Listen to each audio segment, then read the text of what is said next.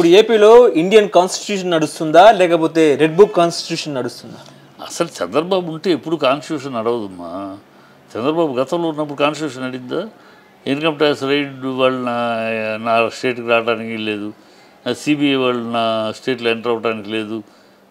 అన్నీ కానీ ఆయన ఉంటే చంద్రబాబు కాన్స్టిట్యూషన్, ఇంకో కాన్స్టిట్యూషన్ ఉండదు.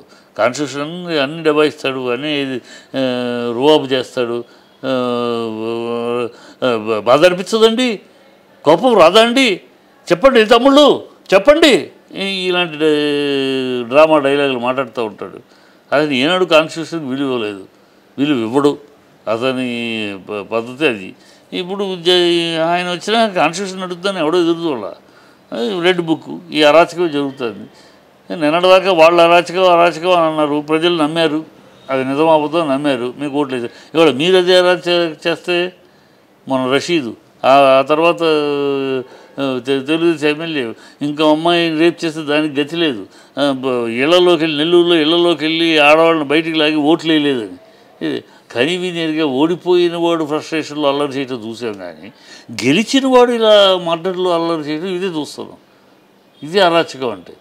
గెలిచిన వాడు నువ్వు గెలిచావు, గెలిచినాక మాకు ఓట్లు వేయలేదని ఆడాళ్ళని బయటికి లాగి కొడతావా? ఇది ఎక్కడ అరాచకం? ఇది ఎక్కడ అహంభావం? ఇది ఎక్కడ దుర్మార్గపు విధానం? ఇది నడుస్తుంది. ఇప్పుడు నడుస్తున్నది దుర్మార్గ దుర్నీతి పాలన నడుస్తుంది. ఇప్పుడు నీతిగా రీతిగా నిజాయితీగా రాజకీయాలు చేయడానికి వచ్చిన పవన్ కళ్యాణ్ మూసుకుని కూర్చున్నాడు నోరు. 32,000 అమ్మాయిలు మిస్ అయిపోయారు నాకు ఒక ఆఫీసర్ చెప్పాడని పిచ్చవాగుడు, పచ్చి అబద్ధాలు వాగిన చెప్పి పవన్ కళ్యాణ్ ఇప్పుడేమో అది కాదు, పచ్చి అబద్ధం అది అని లోక్సభలో పార్లమెంట్ సాక్షిగా ప్రెస్కి బండి సంజయ్ చెప్పాడు. ఎవరు బండి సంజయ్? ఎవరు? మేము మిత్రపక్షమే కదా, మిత్రపక్షమే చెప్పాడు. మొత్తం 2014 నుంచి ఇప్పటిదాకా 49,000 చిల్లర మనుషులు మిస్ అయ్యారు. ఇందులో అందరినీ రికవర్ చేసాం. ఒక 7,000 మంది రావాలి. ఆ 7,000 మంది కూడా అన్ని రాష్ట్రాలకు కలిపి 7,000 మంది ఇంకా ఉన్నారు.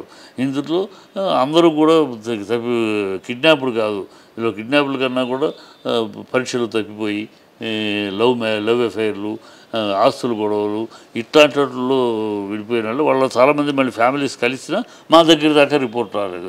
ఈ మరి అప్పుడు ఆంధ్రలో 32,000 మంది ఏంటి అని అడిగితే అది పచ్చి అబద్ధం, అది రాజకీయంగా వాడుకున్న ఇది తప్పితే దాంట్లో ఏమాత్రం నిజం లేదు అని చెప్పేసింది. ఇప్పుడు పవన్ కళ్యాణ్ నీతి నిజాయితీ నీతి రీతి అని ప్రగల్భాలు పలికి పౌరుషము, గడిగుడ్డు, గంగడపాసు, చచ్చిపోతారు తప్పితే ఒక మాట అన్నానంటే ఆ మాట కోసం నిలబడతారు. ఈ పిచ్చివాగుడు, గాలివాగుళ్ళు, సినిమా డైలాగులు వాగిన పవన్ కళ్యాణ్ ఇప్పుడు మరి దీనికి సమాధానం చెప్పాలి కదా, సారీ చెప్పాలి కదా ప్రజలకి.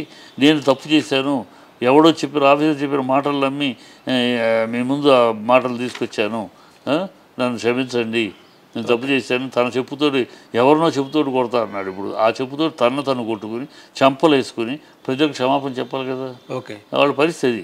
ఇప్పుడు రెడ్ బుక్ ద్వారానే ఏపీలో జోగి రమేష్ అయినా పర్లేదు, పెద్దిరెడ్డి అయినా పర్లేదు, వాళ్ళ కుమారుని కూడా అరెస్ట్ చేస్తున్నారు. సో ఆ రెడ్ బుక్ ప్రకారమే వాళ్ళను అరెస్ట్ చేస్తున్నట్టు మీరు అనుకుంటున్నారా? ఖచ్చితంగా. వాళ్ళు మొదటి నుంచి అధికారం వచ్చిన మొదటి నెల నుంచి చూడు, ఫస్ట్ జగన్ టార్గెట్ చేశారు. జగన్ మీద కేసులు ఏదో అని చెప్పి పాత ఈ కేసులు, అది అది ఆల్రెడీ సుప్రీంకోర్టులో కొట్టేసి దాన్ని మళ్ళీ తిరగతోటి మళ్ళీ వేసి జగన్ మీద ఛార్జ్షీట్ రావాలి, జగన్ మీద వారెంట్ తీసుకోవాలనే తాపత్రయంలో మొదలెట్టారు. నెక్స్ట్ నెంబర్ 2 విజయసాయి రెడ్డి మీద మొదలెట్టారు. ఆ తర్వాత నాని మీద, ఆవిడ హోమ్ మినిస్టర్ అయినంతవరకు ఇన్ని సంవత్సరాలుగా ఈ స్టూడెంట్ డేస్ నుంచి రాజకీయాల్లో ఉన్నా, తమిళనాడులో ఉన్నాను, ఇక్కడ ఉన్నాను. ఏనాడు కూడా ఇంతవరకు ఏ హోమ్ మినిస్టర్ కూడా పదవి స్వీకారం చేసినాక ఎవరైనా మీ టార్గెట్ ఏంటి అని అంటే ప్రజల గురించి చెప్తారు. ప్రజల యొక్క సంక్షేమం చూస్తాను, ప్రజలకు రక్షణ కల్పించేది, ఆడపిల్లలకి ఇచ్చేసి ఈ కార్యక్రమంలో నా టార్గెట్ చెప్తారు. ఈ మహానుభావురాలు ఆవిడ అది వగలమారి అనితనా వంగలపూడి అనిత ఏమంటుంది, నా టార్గెట్ నాని కొడాలి. ఎవరో ఏ హోమ్ మినిస్టర్ చెప్తే టార్గెట్ నాని, టార్గెట్ ఇదే. అందుకని హోమ్ మినిస్టర్ అయింది. హోమ్ మినిస్టర్ ప్రజల రక్షణను టార్గెట్ చేసుకుంటా, ప్రజలకి రక్షణ కల్పించడానికి వ్యూహాలు వేస్తాను, అన్ని చేస్తాం, పోలీసు దీన్ని పటిష్టపడుస్తున్నాం అని చెప్తారా? ఇది చెప్తుంది. సో వీళ్ళ ఉద్దేశమే ఈ కక్ష సాధింపు చర్యలుగా మొదలెడుతున్నారు తప్పితే వాళ్ళు రెడ్ బుక్, రేపు వీళ్ళ బ్లూ బుక్ వస్తుంది, అప్పుడేమవుతారు? ఈ రెడ్ బుక్లు మీరు రెడ్ బుక్ పెడితే వాళ్ళు బ్లూ బుక్ పెట్టుకుంటారు కదా. నువ్వు 10 మంది అంటే వాళ్ళు రేపు 20 మందిని బొక్కలో పెడతారు. శాశ్వతం కాదు కదా ఎవరిది. ఎన్నాళ్ళు వాళ్ళు చేశారు అరాచకం మాట్లాడారు, ఒక్కదప్పుడు